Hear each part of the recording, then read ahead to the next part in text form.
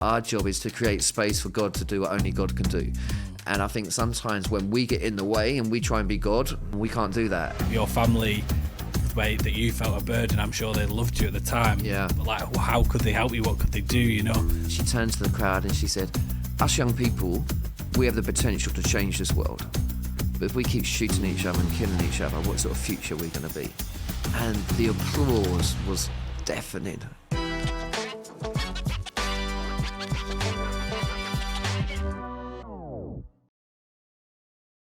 Hello and welcome to Together, the podcast. I'm Ian. I'm one of the operations director here at God TV, and I have the great privilege of speaking to you each and every week with a very interesting guest.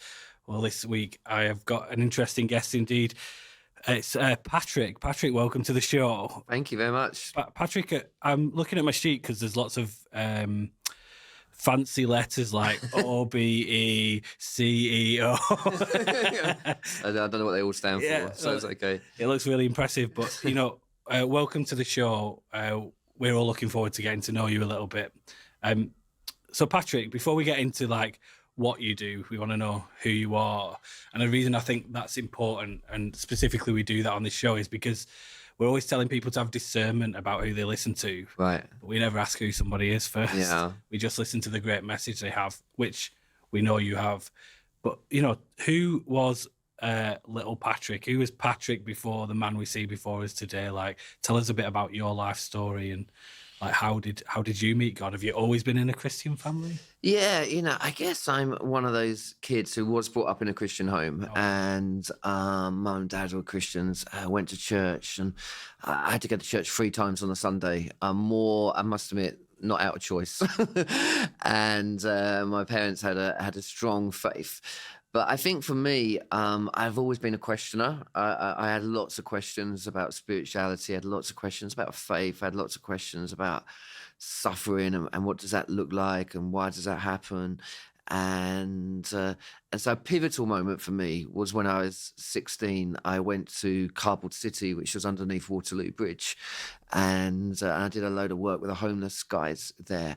And I remember sitting on the grounds, and one of them had begged enough money to get a hamburger, and they were passing around the hamburger, and each one of them were taking a bite out of it, and I was like, wow. And it's incredible to see you sharing amongst your poverty. And then they handed it to me, and I was like, this is blowing my mind. And written on the walls of Cardboard City were "Welcome to reality." And I think at that point, my sort of Christian bubble burst, because at that point I was hanging out with my Christian youth group, my Christian music, and going to church loads. And there wasn't anything wrong with that. But I think at that moment, like, faith became really real. That verse in James 2:17 that says, faith without action is dead. And I was like, can God use someone as broken as me to actually go back and to support and to love and to get alongside some of the poorest people in society? And I guess, and though I'd been in church all my life, I feel like that's where my discipleship journey really started. And that led me to many countries across the world to work with people who are just often from the poorest parts of society, but just the most incredible. And Mother Teresa used to say, I see Jesus in the eyes of the poor. And I think that's definitely true. And so charity doesn't become, oh, look at me, I know wonderful helping the poor. It's actually, I'm worshiping Jesus because I'm seeing Jesus in your eyes. And that was definitely part of my sort of spiritual journey, if you like. Yeah, it's 16, right? Yeah. That's quite a young man, really. Yeah. So what was your first sort of experience of so you've had this, epiphany, I guess. Yeah. Like, what do you do with that? Like, what's the next step for? Well, it's weird. So I remember coming back from London, and I said I was really fired up, and I said to my pastor, we've got to make a difference. We've got to sort of get out there. We've got to be helping the marginalised and the people in our society who are really on the outcasts. And he was like, yeah, I totally agree with you. And it was a big church, and he was like, I tell you what, you lead it. And I was like, mate, I'm 16, and at that time I'm thinking, is he a bit old? Can't he handle it? Or I was thinking, like, he's got some ridiculously amount of faith in me. And so he said to me, I'll pray for you, I'll be there for you, but you guys, you got to lead this. And so I remember we started a non-alcoholic cocktail bar. We started it next to one of the sort of key drug places in Essex, really, and we outreached into the community. I was like, where are people? People are in hospitals, they're in care homes, they're in schools. Well, why don't we just go in there and pray for people, or at Christmas sing carols and get alongside people? And so at the age of 16, we started this little team, which then became sort of 20, 25 people. And but Ian, what I think about when I think back at that, there was this one guy who went, you know what? I'm just going to support you, and I'm not going to lead this thing. I'm not going to take it over. This is your thing, and I'm just going to stay in the background. And actually, we're currently on tour, and that same guy is volunteer driving us around the country now, 35 years later. What's his name? And Malcolm Parkway. Thank you. Yeah, he's a legend. And I'm just always amazed by people like that who go, you know what, it's not about me, it's about supporting, and he was one of those guys for me. Yeah, that's so good. A lot of what you do centers around, helping people, but like really specific areas of help as well. Do you want to tell us a little bit about, because you've got a couple of organizations, what they are, what they do, how you, like where you're trying to help specifically, I think in difficult areas. Yeah, in the church, I think so when I was after sort of working in Chelmsford and Essex doing that outreach, I moved to London, and I was a youth worker for a while in the church, and I lived in Peckham, where Des and Rodney Trotter. Yeah. It's where God lives, and I loved it. I did not find God in well, he's definitely there. He is, yeah. but I was doing something very different when I was living in Peckham. I'll tell you what, if you go down Peckham Rye now, you're more likely to become a Christian than get mugged down Peckham Rye. There's so many churches there. Amen. It's fantastic. And but I lived just down the road where a young lad called Damilola Taylor lived. He was a 10-year-old boy who got stabbed to death. He bled to death in the stairwell on Peckham. And I got to know the family quite well, and in the area at the time, and it still has its challenges, of course it does, but there was so much knife crime, gun crime, gang stuff going on. I just felt devastated. I thought, this is my community, and because it was such a beautiful community in many ways, and when the news reported on it, you'd think it was like the most dangerous place on the planet. And don't get me wrong, there were challenges, but still amazing people. And so I was like, I want to make a difference in this community. So I found 17 people to give me £25 a month, and I started a charity called XLP. And the whole concept of XLP was we wanted young people to excel in everything they did. And P stood for project. And I soon discovered that young people weren't going to come to some big youth centre and behave nicely because of all the gang stuff and the postcode wars and all the stuff that was going on. So we had to go to them. And so we got double-decker buses, converted them into youth centres. One of my favourite projects was we did a project with MTV called Pimp My Ride. It was a famous TV programme. And we pitched to them that if we gave you a police riot van, would you pimp it and turn it into a mobile recording studio? And then we would take it around the estates of London and work with some of the hardest to reach young people. And it was incredible. It cost a fortune. It became the most watched program on MTV that year. It beat the European Music Awards. And so XLP was born, and that was my life for 22 years, and so many stories, so many projects happened. Tell me one that stands out. I think one that stood out is we developed. I realised that a lot of the young people struggled with literacy and numeracy, but through the performing arts, they had a message. And so I developed this event called Art Showcase, where we used to go around all the schools and we used to hold talent shows, effectively. It was before Britain's Got Talent and all that stuff. And kids would come and they would sing and they'd rap and they'd do poetry. And then what I'd do is take the best two from each school, and then we'd hire a theatre somewhere and literally pack it out with parents and teachers, 99.9% non-Christian audience. And we used to do it in all the different boroughs that we were working in, 9 different boroughs, and in the summer hire a massive theatre and do a London-wide show. But I remember there was this one incident where this young boy got killed. He got shot in his bed. It was a mistaken identity, and it was all over these postcodes. You know, he was in Peckham, and they were at war with another gang from another area in Brixton.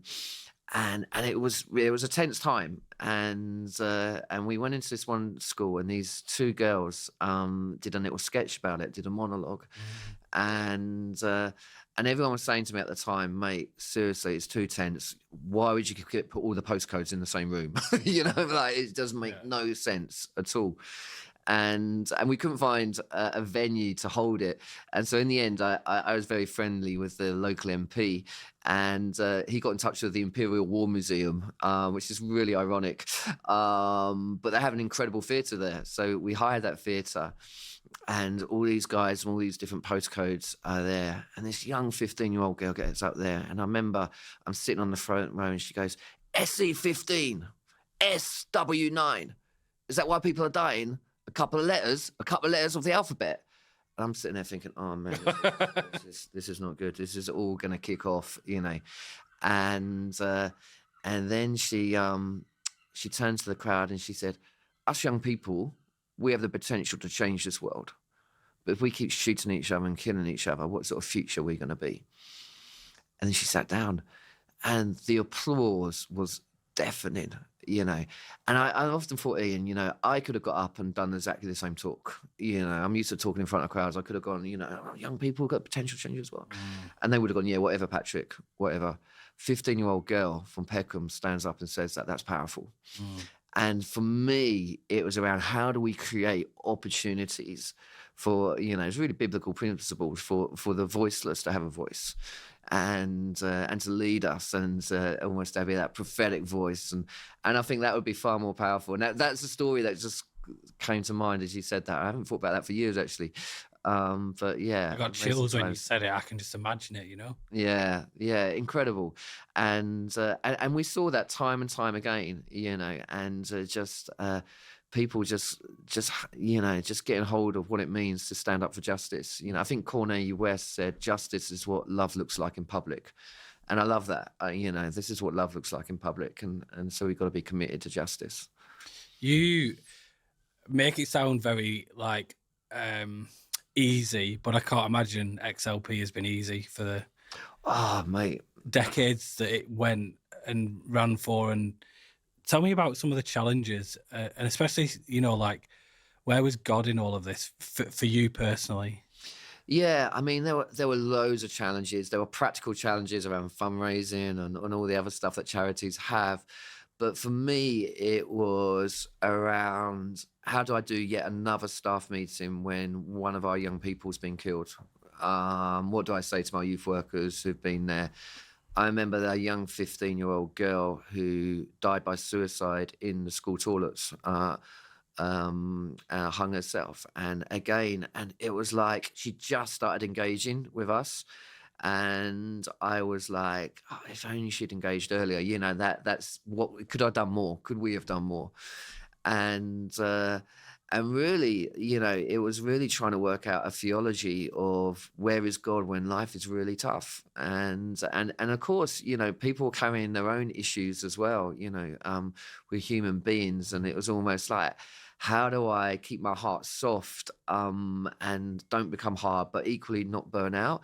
You know, and I think we all come to a conclusion that you have to remember that you're not the savior. You know, you're not the rescuer. Jesus is the rescuer, and you also can't be a sponge for people's pain. And so you know, a bit like I guess the story of the paralytic. You know, the friends they brought the paralytic into the presence of Jesus. But actually, you know, they would have carried that person and they probably would have been shouted at and abused. And certainly when they started ripping up the roof, probably wasn't the most popular choice in the world. You know what I mean? And it was like, but we're not the rescuer. We're not the rescuer. And I always feel like our job is to create space for God to do what only God can do. And I think sometimes when we get in the way and we try and be God, we can't do that. And that's a hard lesson to learn. We can't change people. We can't control people. We can't manipulate people, but we can create space. And And I think, if I'm really honest with you, I think sometimes in churches we need to be careful, because I think we do. We try and if we're not careful, we try and create something pressured out of good intentions, Right. out of a really good place. But we can't control, we can't manipulate, and we have to steward things wisely. And so spirituality. You got a story where you might have done that? Where did you learn that? I mean, I can see you speaking from experience, and being on that learning journey myself. I always find it really hard, the balance between, well, God's got it, and He's going to use me. Doing something and doing nothing, and there's a line in the middle that I've yet to find. Of which do you do? When? I tell you what, one of the weirdest experiences I've ever had. So when I was in Peckham, Peckham is very multicultural, and I realised that I understood very little about Black history, Black culture, and it was sort of taught really badly at school, and the slave trade and the impact on identity. And so I got mentored for a number of years by a guy called Les Isaac, who heads up Street Pastors. And he took me to Ghana in West Africa. He also took me to the Caribbean, to suffer for Jesus. And and I remember one night we were, we went to Trenchtown in Jamaica, which is, again, an incredible place to go. But we spent a lot of time there doing gang intervention work. But we also went to this island called St. Vincent. And have you? Yeah, it's incredible. It's just like one big mountain, really. And we were doing these open air meetings, and there were 3 of us, and I was sort of, I was just starting out, really, and just learning from Les. And I remember there was this one night where another preacher was speaking, and it started to rain. And it was an open air meeting, so everyone starts running for cover, and because when it rains in St. Vincent, it doesn't just spit, it chucks it down. And I remember the preacher went, "Stop!" like this. And in that culture, you don't mess with a pastor, so you do what the pastor says. And so they all stopped, and then he went, "Do you want to see a miracle?" like this. And all the people were like, "Well, yeah." And then he went, this is a true story, he went, "Rain, I command you to stop in the name of Jesus." Like that. And with that, the rain stopped. Now, I'm sitting on the stage, I'm in my suit, and I have to be honest with you, Ian, I am not thinking very Christian thoughts. I am thinking to myself, flipping heck, that guy's serious. And then this thought came into my head, guess who's preaching tomorrow night? I hope it doesn't rain then. And I'm like, so I went to bed that night. I didn't listen to any of the rest of the sermon. I went to bed that last night, and I was like, God, I'd do anything. Please don't let it rain tomorrow night. I repented of all my sins. I repented of my sins, my ancestors' sins, the sins of England and Western Europe. I thought I'd just give it a go. And the next day, every time I saw sunshine, I burst into shine, Jesus shine. Every time I saw a cloud, I repented of more sins. And I got there, and I thought, what's the chances? And it was okay. It did look a little bit stormy. I thought it's going to be okay. And I stood up, and just as I started to speak, it started to rain. And of course, now people aren't running for cover anymore. They're looking at me with eager anticipation. Have a word. It's going to be. And I remember standing there, going, God, seriously, I'm the wrong person. I'm the wrong color. I'm just not this person. And I just felt God say, you know what, Patrick, it's not all about you. This is not about your reputation. This is not about you looking good. This moment is about them.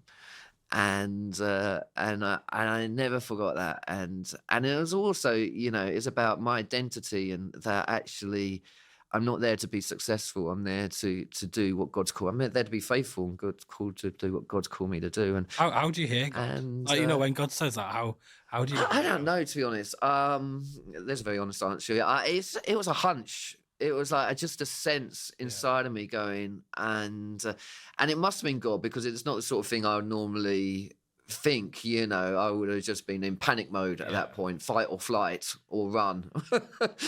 And God has to smash me around the face. Because I think he, speaks in quiet whispers. 100%. And then I'm like, oh, it's me. That's just me. Yeah, I'm just trying to be kind or good. Exactly it. And then he has to go. Yeah. And I was like, God, please stop the rain. And it did. And I can't tell you honestly whether it was a fluke, whether it was just the clouds or going over quickly, or whether it was a miracle, you know. But I always reflect back on that moment, because standing there, I felt alone. I felt vulnerable. There were no props. There were no little links I can go to. It was just me, these bunch of people, and God. And so I've always been that, like, that one lesson is not about me. And to realize that I am not the rescuer here. It's so good. It's something that we need to remind ourselves, I think, all the time. I just want to go back to something really serious that you said before about, you know, how do you sit in a staff meeting and talk about kids dying on the street? I mean, how do you? What do you do as a Christian team in that situation? I think, I mean, now sort of, you know, I probably do it quite differently, and to what I did then, you know, I felt like I made so many mistakes in so many ways, and now, you know, we run a mental health charity now, so it's not kids dying on the streets, but it is people dying by suicide. And, you know, just I'm here in Plymouth, and I've already heard a story of someone dying by suicide in the last 24 hours, and I've been thinking a lot around empathy and compassion, and I think empathy is really important, but empathy can, if you're not careful, just lead to soaking up pain, and empathy is feeling pain with someone, whereas compassion is a verb, compassion is an action word. And empathy is part of compassion, but, you know, compassion is connection, it's empathy, it's listening, it's understanding, but it means we do something. And empathy and compassion, they work actually on two different parts of the brain. The part that compassion works on is that part where actually when you show compassion, there's like an reward system, you know, dopamine kicks in.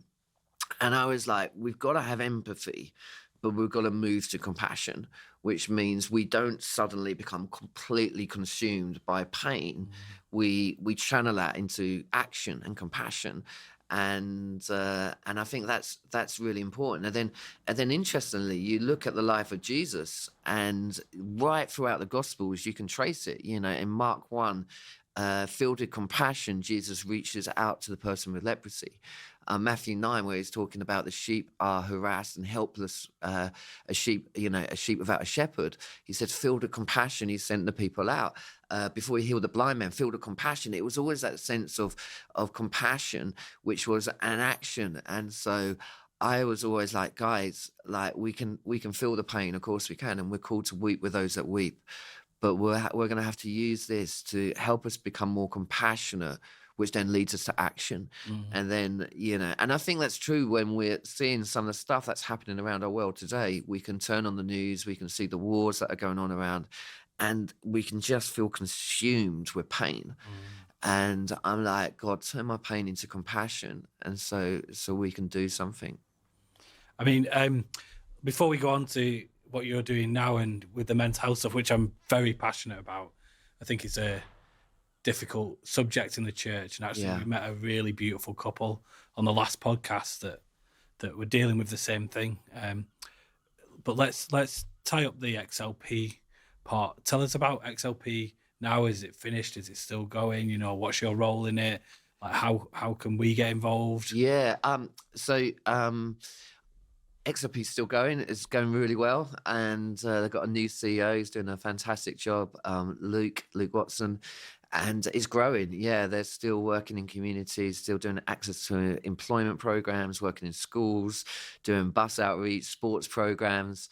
And it changed a lot since I was there. I've still got some friends there. In fact, one of the still doing buses. There's got lots of buses now. Yeah, I did a bunch more buses. I did a bunch of buses. Yeah, they break down a lot. They break down a lot. They cost a fortune. Oh, I tell you, I'm like the stories. Like, don't ring me about a broken down bus on the M4, please. And we used to take them to some of the summer festivals, and it was the vein of my life. But incredible, you know. The drummer in our band, we're currently on tour, came to XLP on a bus project, you know, and went there most days when it came onto his estate. So yeah, they're doing great, and they're doing an amazing work, and Yeah, so Are you involved at all these days? no, not much. I try and support from a distance. I feel like when it got to 21, I think there's something about learning to let go. And a bit like you would with a child, and I think founders find it really hard to let go.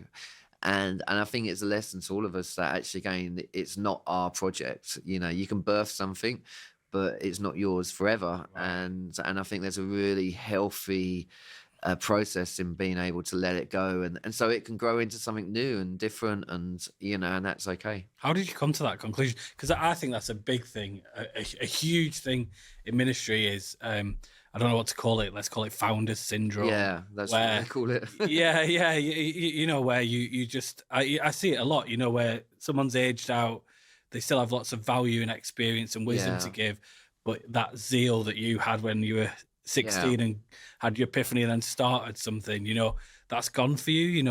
God's used you and you've grown and matured and got cuts and scars, and you're a new person.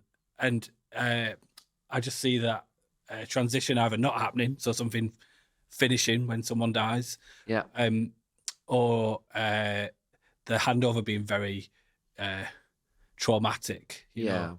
I mean, God TV has a story of that, And to be honest, it was hard, and there's no doubt about that. I've written about it in some of my books, and it wasn't easy, and because 22 years is a big part of your identity, a big part of your story, and a lot of people build relationships with people. They don't build it with organizations. Actually, they relate to people. And so it is tricky. There is tensions. There are complicated pieces of relationship, but I think it's something that we have to navigate through. We have to do that, and I think for me it was around. I've been literally probably to some of the most broken places on the planet, and I think during that period, God was going like, I'm going to go to some of the most broken parts in you. And it was that time where I really had to, like, because I went from when I left XLP, we'd have visits from the Prince and Princess of Wales. I hope you caught those names as they dropped there. We were like in and out Number 10 on television, speaking in front of Archbishop Desmond Tutu. It was incredible, and everyone was like, why on earth would you leave? And there was a few people who were quite annoyed at me for that. And I was like, I just feel God's telling me to let it go. Who made that decision, though? Was it you? Was it your wife? Like, how did you, where was that moment of, because I know that you won't have just left, right? It's going to be an unfolding process, and that there's difficulty in that. Yeah. But, did someone have to have a word with you? Like, No one told me get rid of that. It was quite the opposite when I first. I thought more in a loving way, Patrick. No. Oh, Patrick, don't be this founder that never leave. No. I mean, that again, it was definitely something I felt like we needed to do, and obviously, me and Diane were a team, so we talked a lot about it. But I was definitely I was burning out. There was no doubt, and it had taken its toll on my mental health and my emotional health and my spiritual health, and so it was time for a reset. Can you say a bit more about how it affected you? Like, what does burnout look? Yeah, I mean, I think they say that stress is the demands outweigh your capacity to cope, and so I'm guessing a lot of people listening to this can relate to that analogy.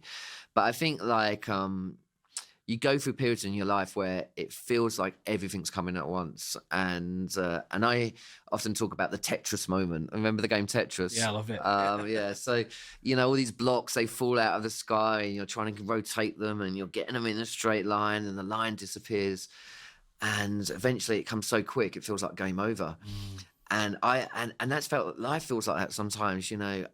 Things were difficult at XLP, not unusually difficult in the sense that there's high levels of knife crime, and kids lives was complex, fundraising challenges.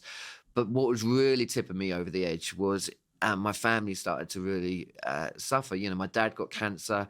Sorry. He was in hospital for a week. He was meant to be in hospital for a week. He has ended up being in hospital for 9 weeks, 4 different operations. My daughter Kezia got a very serious condition called HSP, which causes blotches all over your legs. And it's a weird condition. It gives you temporary arthritis, huge amounts of pain, and nothing really you can do about it. You just got to see it out, And I mean, she's had it twice. Abby, my other daughter, got diagnosed with some additional needs, and she's got eyesight impairment, and trying for more kids, having a miscarriage, and then my knee started hurting, and I went to the hospital. I thought it was going to be some sort of little football injury, and they're like, really sorry, we're going to have to do major limb reconstruction surgery on both your legs. And I was like, oh, what does that mean? And they were like, well, we're going to break both of them at different times in 3 places. And then we'll put a frame around it, an external frame.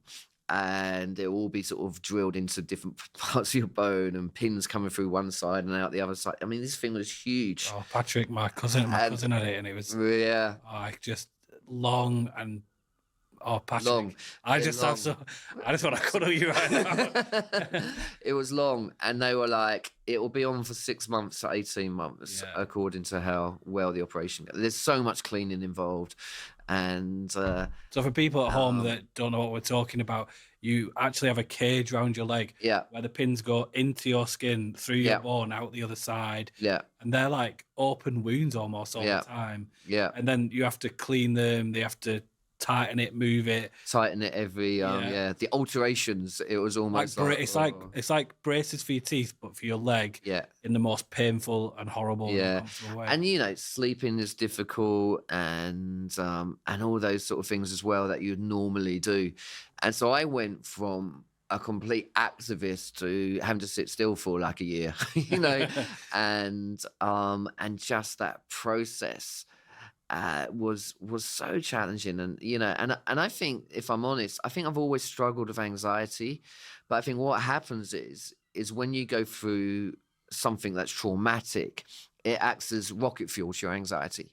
And so suddenly it's like whoosh, and then all your normal coping mechanisms, you just can't seem to get hold of them, And I remember saying to Diane, I just think I'm falling, and I just can't do anything to stop myself. And then, of course, actually being in church was hard, because people were like, well, every conference I was speaking at, they were going, the organisers would go, oh, Patrick, it was all right. I've organised it with the main speaker. They're going to take you to the room around the back and pray for you to be healed. And after a while, I was like, I don't want to go to the room around the back. I was like, I felt like I'd just been prayed out, and I was like, God, you're not healing me. What's going on? And then, like, I feel like we don't cope with that very well in the church, because we want solid answers to everything. So when I wasn't healed, it was like, well, you got to have more faith. And or can you think of any sin that may be there? And I was trying to think of sin. I thought I repented of every sin. I made a few up just to be sure. I was like, I can't, or another really common one was, well, God will not give you more than you can handle, which is actually misquoting a verse in Corinthians that's all about temptation. And so in the end, you think, I don't think God likes me very much, because like I'm having to go through this thing, and I think, it's clear, isn't it? The Bible says, I'll take you through the valley of the shadow of death. It doesn't say, I'm going to take you around the valley of the shadow of death, and Jesus says you will have trouble. It is part of life, and we don't get the mystery of it. But I know I got in a place, and I thought, if I didn't wake up in the morning, I wouldn't be sad.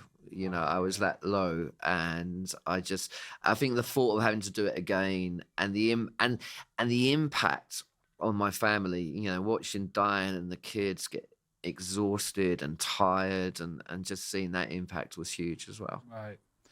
I noticed when you said that, you smiled, and I think humor might be a coping mechanism for you. Yeah. But like what you said was quite dark, really, and not wanting to wake up is a big thing, and especially as a leader. What do you think you did well in that time, like, to look after yourself, and what do you think you could have done better?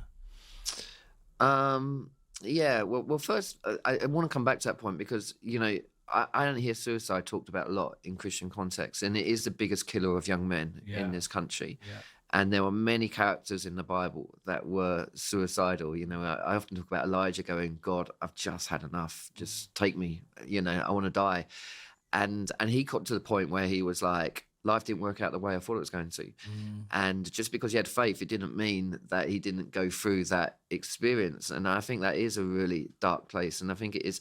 And I think the other thing, the misunderstanding about suicide is that, it's just a selfish act. I'm telling you, if you're in that much pain that you feel like you don't want to be there anymore, it is normally because you've convinced yourself that you're a burden to your family and to everyone else. And it's not a selfish thing. You're in so much pain. And I think for me, the thing I did well was I learned what vulnerability was. I was greatly influenced by the work of Brené Brown, the research professor, where she says courage and vulnerability are the same thing. And that the Latin word for courage is cur. It means to show up and let your true self be seen, to speak with your heart. I love that, to speak with your heart. And I think that I learned that the way I'm going to get through this is I'm just going to have to be really real and really honest and allow people to help. I didn't have much choice because I couldn't do much, but help me as well in other ways, emotionally, spiritually, physically. And that's what I did well. The thing I didn't do so well was, again, I remember one day I was in the hospital and I think I'd had a panic attack or something, and the night before, and I was so gutted that I couldn't pray and stuff. And the chaplain came to see me, and I knew her, as you do, from a previous thing. And I said to her, I just can't pray. And then she looked at me and she went, "Don't pray." And I was like, wasn't quite the advice I was looking. I was thinking you were going to give me. So there with a dog collar on. Yeah. And she goes, "Patrick, you've got so much medication going through your body. You've got so much going on for you. The last thing I think God wants you to do is to lay there worrying about whether you're praying enough. Let us pray. Let us hold you for this moment. Yeah. Let us carry you into the presence of God." And it was almost like a whole weight come off my shoulder, Yeah, I can feel that now. and I was, so it was like the opposite to what I thought she was going to say, but actually it was probably the most liberating thing. And then you find that you can pray. It's just that pressure you put on yourself to be this spiritual person, where I think God just says, "You know what? I'm looking at your heart, and that's what I'm after." Yeah, wow. I share some of your mental health challenges. I wonder if you want to talk a little bit more about them, not because I want to wallow in it, but because I think there'll be people at home who absolutely are in the faith or close to faith, but are like, "Oh, I've got this thing that I've been told is a sin one way or another, like you don't have enough faith." And clearly, Patrick, God has used you in an incredible way. And yet here you are, with having panic attacks and, so I imagine you always had those challenges, but you dealt with them by, powering through them. That was definitely my thing. And I'm learning to be vulnerable too, and to give it to someone else. So I guess I'm interested in a bit more about how that unraveled for you, and what help did you go and seek? Yeah. I mean, I think it's always wise to I would say, I think everyone should do counselling at some point in their life. Yeah. I think it's a really, if you can, it's really important, and to find safe people that you can talk to, people that are professionally trained, and to be able, if you can, access that. Not everyone can. So I think it's around the support structures around you, and asking the question, why? What's the trigger here? And I think for a lot of people, when it boils down to it, is that the trigger is often shame. And it's interesting. My friend Will Vanderhaar and Rob Waller, he's a psychiatrist, Rob's a theologian, vicar. They often talk about the whack-a-mole at the pier. I remember whack-a-mole and the game. Moles pop up and you bang it, and then another one pops up, you bang that one. And they say often what happens is you get a bit of anxiety. You think, "Oh, I've got to bash that in the name of Jesus," and a bit of perfectionism. I bash that, and then they say, well, actually, what you got to do is work out what's driving it in the first place. And often, what's driving those things is that shame. And shame and guilt are obviously really two different things. Guilt is, I've done something wrong, and sometimes can lead to better behavior. Shame believes I am wrong. and that almost that toxic feeling of feeling worthless. And then Brené Brown again says, shame loves silence, secrecy, and judgment. It has two gremlins. Who do you think you are? And you're not enough. But you step out of shame by owning your story. And again, I love the fact that when you look at the Gospels through that lens, you realize that Jesus always dealt with people's shame before their guilt. I often think, why was Zacchaeus in a tree? And everyone goes, he's short. That was the Sunday school answer, right? Well, actually, he was short, but it was probably more the fact that he was just so full of shame. He didn't want to be seen, and yet he wanted to be part of what was going on. And then Jesus says, you've got to come down. I'm coming to your house for tea, which again is something you only do with intimate friends in that culture. It was almost like, I'm going to deal with your shame in front of everyone else. The woman with the blood disorder, same thing. Blind man at the side of the road, shouting out, Son of God, have mercy on me. Same thing. What do you want me to do for you? And so for me, it was learning what are those trigger points and dealing with that side. And realizing, there's hope, and, poor mental health isn't a life sentence. I think there are tools that we can learn. Bible's an incredible practical book. There are things that we can do. And it was around that time, when I was at my lowest, I saw this Japanese art form called Kintsugi, which I know you're familiar with, where you get a bowl, you break it, you mend it with super glue, you hide the cracks, you pretend it's all okay. It's a bit like us on a Sunday morning. How are you? I'm fine. But what they do in Japan is they put a gold powder in the glue. So instead of hiding the cracks, they make a feature of the cracks. So arguably the object becomes more beautiful for being broken. It certainly becomes more unique. And there isn't a bowl like that on planet Earth. And I sort of feel like what a beautiful picture of our lives, that beauty can come out of brokenness. Jesus in his resurrected body had scars. I feel like we've tried to erase them, but it was part of when he came back. It was a really part of that story, and so that gave us a real sense of hope that maybe nothing is wasted. I'm not saying that God caused it all to happen and all that sort of stuff, but I sort of feel like God has an amazing ability to go, you know what, that thing that was the most testing time in your life becomes your testimony. That mess becomes your message, and then can bring healing to others as well. So that's your new ministry, right? Kintsugi Hope. Yeah. So what does Kintsugi Hope do? So what we did is when I left XLP, I said to God, I'll do anything for you apart from run another charity. Because I never want to fundraise ever again in my life. I'm done with the whole fundraising thing. And it was really interesting. I felt like God say, don't think charity, think movement. Right. I'm like, what does that mean?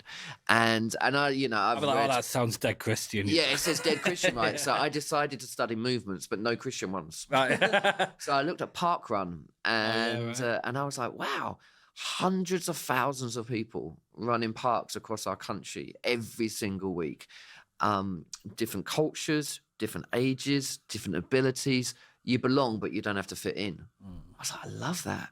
I looked at rock choir, so choirs that start in community centres, churches, school halls, and then they hire Wembley Arena, and 18,000 people come together at the drop of the hat. And again, you look at the people on stage and you go, oh my goodness, different cultures, different ages, different abilities. You belong, but you don't have to fit in. I looked at things like Weight Watchers, Slimming World, Alcoholics Anonymous, movements that had started somehow in the grassroots, but it had gone. And I said to my wife, wouldn't it be amazing if we could write like a 12-step program to do with well-being? But because I lived in Peckham most of my life, if I'm honest, most of the materials that came out of the church were great, but worked predominantly with the white middle classes. And I was like, if we write it in learning styles, so more like a buffet rather than a set menu. We have like, some people learn more visually, some people learn more by doing, some people more by discussion. And so we wrote it in 7 different learning styles. And we went through the big topics, shame, anxiety, stigma, resilience, forgiveness. And then we're like, what we'll do is we'll get everyone together for a couple of days and we'll do some training on this is how you deliver it in your church or your community. And we'll see how it goes. And it was just me, Diane, and another person and an intern. So it was a small team. And we did it. And these training weekends were packed. You know, we had like 100 people turning up and people going, oh yeah, I really like this. I'm going to do this in my cell group or home group. Then others were like, I could do this in the sports club. You know, we could talk about mental fitness as well as physical fitness. One church in Scotland talked about doing it in the hairdressers, because hairdressers are half therapists, half hairdressers, right? And suddenly schools, universities, prisons, and we looked at this map and we thought, this is a real movement starting. And then of course COVID hit. And me being like worst case scenario thinker, I was like, that's it, we're doomed. We shouldn't have started it. What a disaster. And my intern of all people, you know, they're always quite techie interns, I've discovered. And they were like, Patrick, I think we can move the training online. Is that just because they're under the age of 30? Yeah, exactly. Yeah. You know. They didn't have a ZX Spectrum. Yeah, a Nintendo 64. Yeah. And he was like, we could get all the training online and people can do it from all over the country and we can do all the safeguarding checks and everything that you need to do online. Good for him. And so we did that. And that was 5 years ago. And then since then, 10,000 people have been through Kintsugi Hope, 400 registered churches, 1,500 leaders. And about a third of people that come to the groups aren't Christians because they recognize that well-being is really important. And, you know, loneliness escalates any issue that you're going through. And so I think it brings a sense of community back. And we're working with doctors' surgeries now, you know, working with the NHS, working with government, working with all sorts of different agencies. And it's a beautiful thing, yeah. How's the fundraising going? It was challenging. It has been challenging. I'm not going to lie. We've done amazingly well in terms of monthly donors. I mean, hundreds and hundreds and hundreds of them. But I think during the cost of living crisis, what they've said is that organisations that are often funded by that sort of £5-10 a month, it's the easiest thing to stop, right? Yeah. Because people are really struggling. And I think the challenge is that mental health is a cause of poverty, but it's also a symptom of poverty. Yeah. And so we're having to be really creative and going, you know, again, it's God's movement, it's not ours. And the reason I ask is because you were like, I don't want to do that again. Mate, I tell you, it was... I don't want to get away from the mental health stuff. We'll come back there. But a little road that I would like us to go down is let's talk about fundraising as leaders. Okay, yeah. Because it's a big part of my life. And I started at God TV as the head of fundraising. And I did fundraising at the Message Trust. Yeah. And I'm just really interested to know, like, you know, the people at home that give generously and like love to give. And then there's some people that'll be like, I get asked for money all the time every time I go to anything that's a Christian event. You know, should we charge for an event? Should we not? You know, we have the same discussions as Christian leaders around money all the time. And I'm really interested because I'm sat with a great Christian leader. Like, where do you land on all that? You know, like both spiritually and practically, like how should we be dealing with money in our ministries? And you know, like what should we be doing around fundraising? You know, because we talk about soft asks, hard asks, clear asks, you know, secret under the carpet asks. You know, yeah. I mean, it's exhausting. It's exhausting, and I think that I've always just tried to be really clear and upfront and honest. And so we've been on this tour, you know, and as part of the tour, you know, I say to people, like, we'd love you to support us, but there's some things that you really need to know. And number one is please don't stop giving to something local, because we exist to serve local. So why would I want you to stop that standing order just to start one with us? Right. And I think that's really important. And I think it's important that people, there's a bit of integrity about that as well. Yeah. And I think the second thing I always say to people, this is not to get you in debt. Like, willing and able. And yeah, and it's like, if at the end of the month you've got a spare tenner and you want to put into this ministry and this movement, great.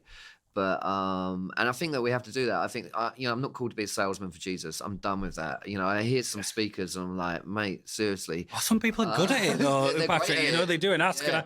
My wallet's out before. Yeah, I know. They finish speaking. Because you can manipulate people, and people are clever. Communication is, you know, it's an art, and you can do it. And I'm very conscious that I could go down that route, and I asked my team, check on me all the time. Yeah, good. Because I don't want to be that person anymore. And and then I want to treat people who do invest into us, and we want to treat them well. We want to honor them for what they're doing, and I know it's been said a million times by people like us, but it's a constant reminder that money has to follow, vision, and not the other way around. It's like, get the vision right, and then actually we've got to allow God to do what only God can do. Right. And sometimes the fundraising for me is inviting people into that journey. If they want to come into that journey, that's great. If they don't, that's cool, because it's God's journey. Yeah.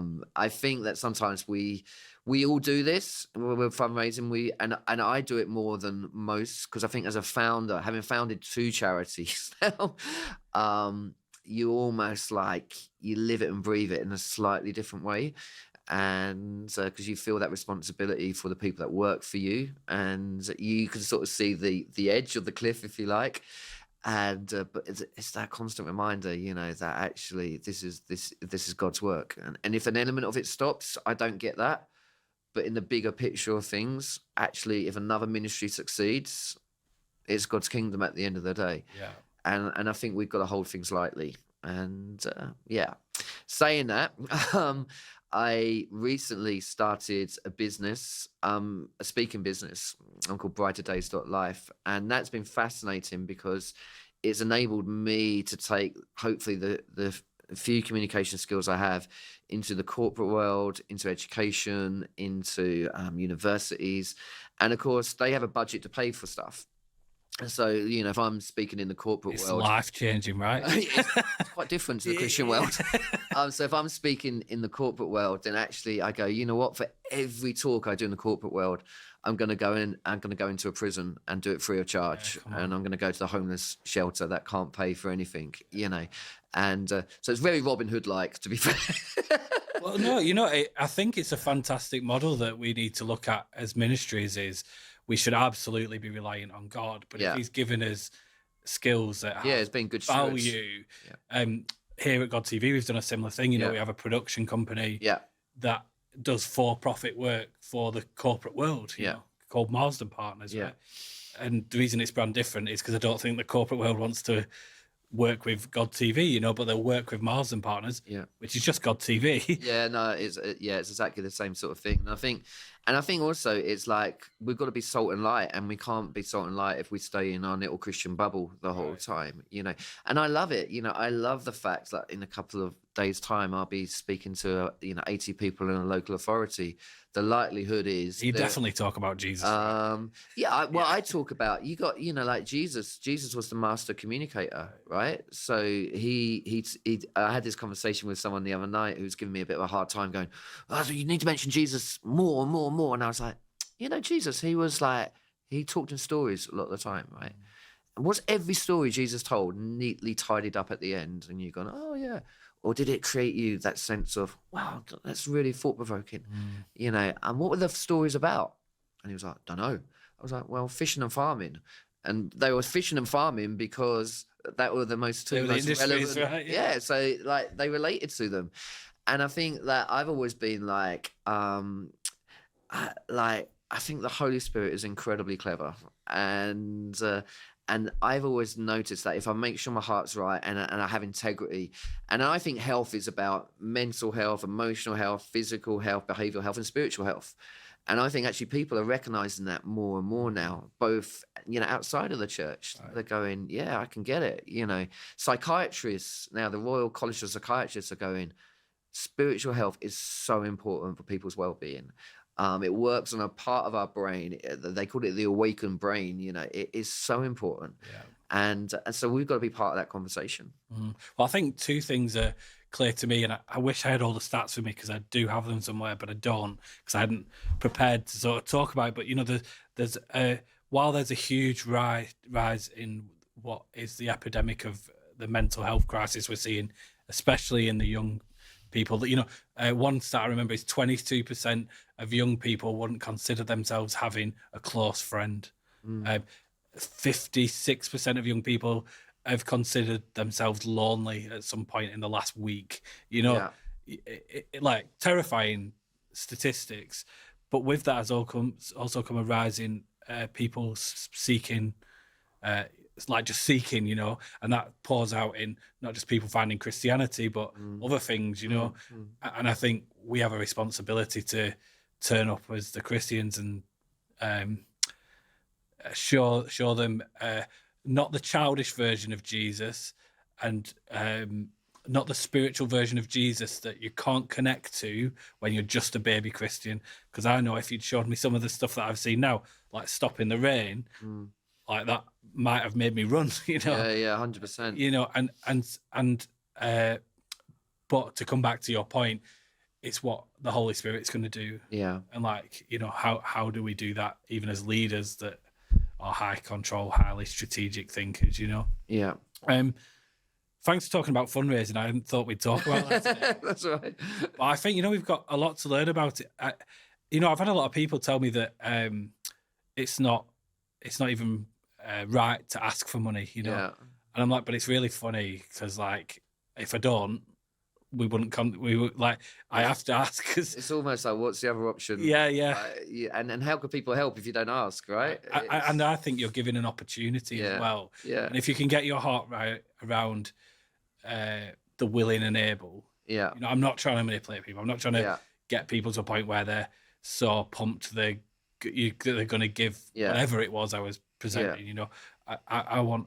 The two words I always use when I do an ask now is like, are you willing? You know, do you feel cheerful and glad in this moment? Because that's what God says, you know.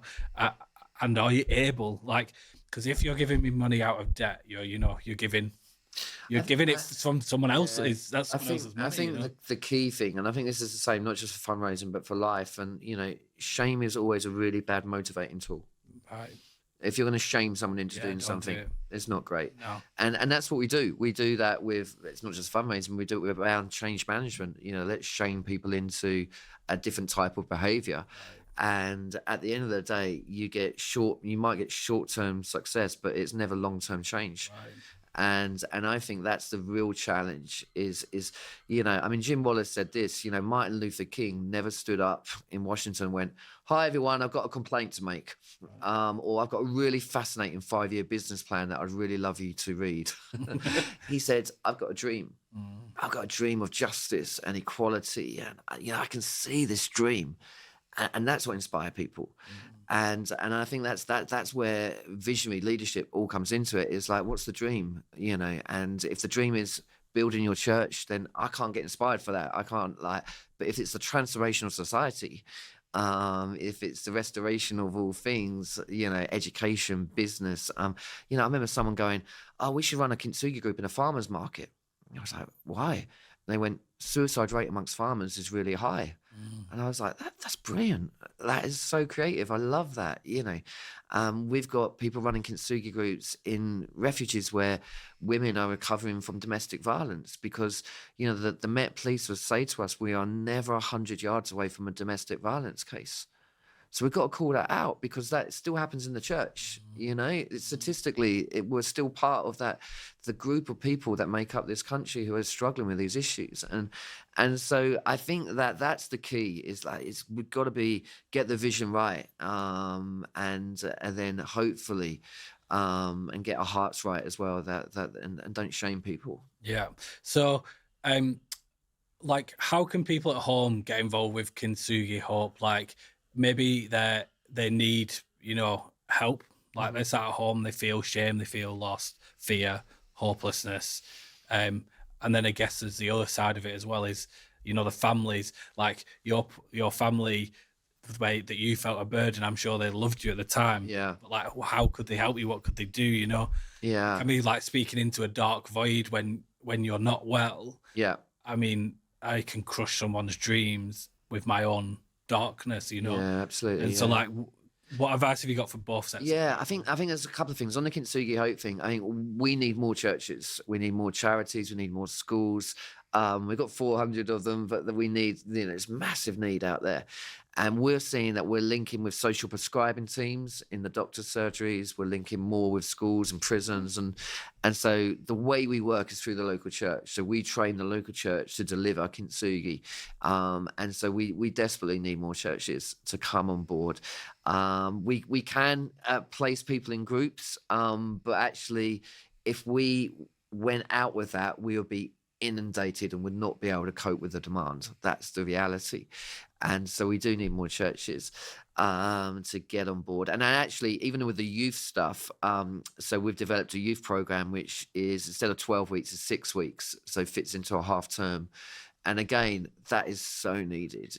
I've got teenage kids and they'll say to me, oh yeah, Dad, everyone's self-harmed in my class. Yeah. I'm like, what do you mean everyone? And they're like, it's one of those things, you give it a go to see if it helps with what you're going through. And it's almost become normal.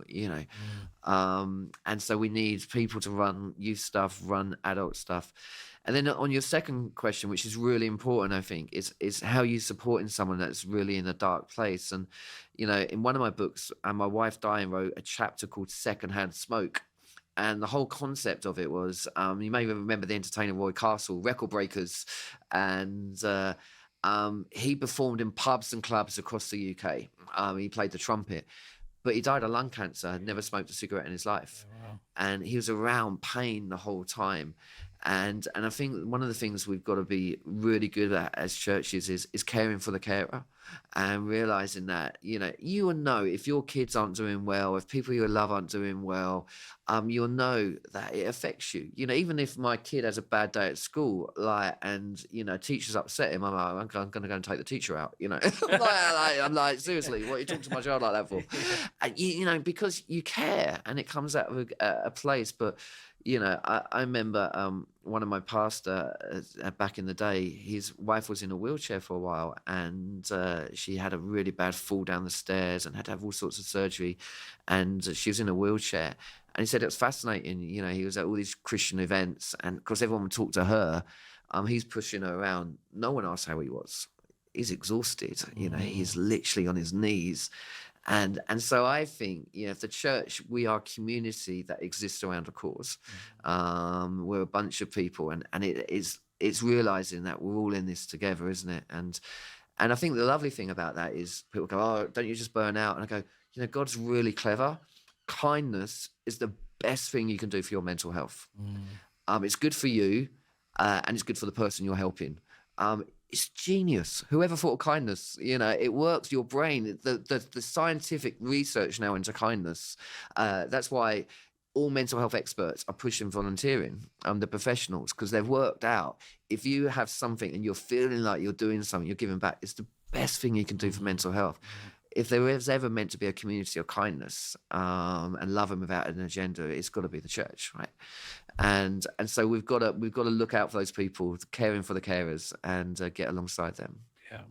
And what about the people that are seeking help today? Like, is there somewhere they can go and find a Kintsugi Hope? Yeah, I mean, the best thing is get in touch with us at the office, Right. and we'll try and work out where the nearest one is to you. Yeah. And then there are other provisions out there. There's some brilliant Christian charities. Renewed Wellbeing run cafes across the country. Sanctuary do a brilliant course on mental health. Trauma informed practice, TLG. So there's loads of guys really going for it, and people are always like, wow, you talk about other charities quite a lot. And I'm like, yeah, I mean, we can't do it by ourselves, right? The sad thing is, there's too many customers, right? Yeah, exactly. You wish there was none. Yeah, exactly. It's one of those weird charities where you hope you put yourself out of business. Yeah, 100%. And probably never will. Yeah. We can only hope, right? Yeah. Well, thank you for everything that you're doing. It sounds encouraging. You're an incredible person, and we've only really scratched the surface. Before we started on air, you said that you're here on a tour. What's that tour? Tell me about it. Like, you're here. Yeah. We're filming in Plymouth for anybody that's listening. And Plymouth. It's the end of the world. Yeah. And the seagulls are serious attitudes. Yeah. Lick your chips. I'll tell you, there's some serious seagulls down here. So I wrote this book called Brighter Days, 12 Steps to Strengthen Your Wellbeing. And you pass it out. And the challenge with why I wrote that, Ian, was I was sitting in my office one day, and I was looking at all my books, and honestly, hand on heart, I was like, oh my goodness, I've got hundreds of books. There's not one that I would lend to my non-Christian friends. Right. I've got some good testimony books, but a lot of my friends aren't going to read testimony books. But they do struggle with well-being. So I was like, can I write a book which actually, hand on heart, I could give to anyone, you know, and whether they've got faith, no faith. And a lot of my other books talk about theology. There's no sort of arguing about what this verse says and what that verse says, and none of all that. It was just, what's the practical thing I could do today to help with my mental and emotional health? So I wrote this book, and I wrote it in a completely different style to all my other books. It was short stories, it was illustrations, little tools that I've learned, I guess, over the last 30 years of trying to work out this thing called life. And I just stuck it all down in this book, and unfortunately, like, you know, it's gone well into, you know, Waterstones are taking it and other people are taking it as well, which is great. And then I was going, I'd really love to do an event that where, you know, people again could invite people to come along, and it might not be come to the front and meet Jesus. And I'm not saying those events are bad, of course they're not. They have their place and they're vital to so many people. But maybe an event that's a bit of a link in the chain, a bit of a, like, I'm going to make you think, and I'm going to give you loads of tools as well. Hopefully they're going to help you with the well-being. And so Brighter Days, the tour does that. We're here with a small band who are amazing and doing a magazine show. The book is full of tools, and then obviously the business as well has got loads of stuff in it as well. So it's sort of, you know, God just seems to sort of open up those opportunities for us, really, and that's what we hope it makes a difference. And you do, how does that work? So you do them in churches, and you hope that churches bring the non-Christian friends. And what kind of music are you singing? You know? Yeah, it's a mixture. So the guys in the band, they've done numbers that people will know and sing along for. We had a good sing along to "Here Comes the Sun" by the Beatles last night, which is lovely, and songs have written themselves, and it's very visual as well, lots of visuals, and yeah, it's been really special time. There's a bit towards the end where I talk about Charlie Mackesy, who does all the animations and beautiful diagrams, and he's very good friends with Bear Grylls, and Bear Grylls, the adventurer. They had a conversation. I don't know those guys, and but Bear Grylls, they had a conversation, and Charlie Mackesy turned to Bear Grylls and said, "What's the bravest thing you've ever done?" And this guy's climbed Everest twice, right? And he's swam in dangerous rivers and done crazy stuff. And he said, "I think the bravest thing I've ever done is ask for help." Wow. And from that, you know, that was the inspiration of Charlie Mackesy's the fox, the mole, the horse. Sorry, the boy, the mole, the fox, and the horse. I always get them mixed up. But those 4 characters. And I show a video of those characters at the end, because each character represents a part of us. You know, the boy is the inquisitive part of us that's always got questions to ask, and I've got lots of questions. The mole is the part of us that's enthusiastic but greedy, always wants a bit of cake. The fox is the character in us where we've been hurt and we want to be part of things, but we're not quite sure. And so we follow on behind. And then the horse is the character in us that's the deepest part of our soul, the strength. And it's just a really beautiful moment where we realize, you know, Natasha, who's the lead singer, she sings a song about, you know, I am not my thoughts. Because sometimes we think about things, I'm rubbish, I'm useless, I'm a mess. That's not who you are. That is never who you are. And you know, you're special. And yeah, so it's a beautiful moment. And I often say to people, I used to have this PA called Ludovine, who was French. In fact, she's still French. And she heard me do this talk quite a few times about you are not your thoughts. And she goes, "Patrick, I thought of a word for you." I was like, "What's that, Ludovine?" She went, "Flawsome." And I was like, "What does that mean?" She went, "An individual who embraces their flaws and knows they're awesome regardless." I was like, that's quite cool. But, you know, in England, we don't make up words. We stick to the dictionary. It works really well for us. And my wife was like, "Why don't you Google it, Patrick?" And I Googled the word flawsome. It's everywhere. It's like everyone's using this word flawsome. And I thought, yeah, I like that. An individual who embraces their flaws and knows they're awesome regardless. Yeah, nice. And is all good. So where are you next? Where can people come and see you talk? Well, we're towards the end of this tour, That's and we've got one more show left in Braintree in Essex, where not far from where we are, and I'm really looking forward to that. I know there's a big homeless community that are coming to that one, which is fantastic. Awesome. And but then next year we'll be in Scotland. We're doing a long weekend in Wales, Northwest, because we were like, when you put your tour dates out on the thing, everyone starts whinging that you're not in their area. We only go where we're invited, but we're going to come to the north, and then there'll be some others dotted around as well. But it will be on the website, so on the Kintsugi Hope website. But yeah, it's good fun. Incredible. Patrick, before we finish, I'd like to thank everybody that's helped put this together. Yeah, amazing. So there's some guys in the back. We have Richard, Noah, and Dimitri, who without them this wouldn't be possible. I'd just like to thank everybody at God TV, all the team that do the fundraising. That, do the distribution and the technical stuff, because again, we wouldn't be able to get this message out without them. So my thanks goes out to all of the God TV team. But also I just want to give you the opportunity to say thank you to anyone you think you want to acknowledge publicly. I know there's a special lady in the other room as well, Yeah. No, there's so many people, I think Desmond Tutu says that you only achieve anything on the shoulders of other people. Right. And so I feel that.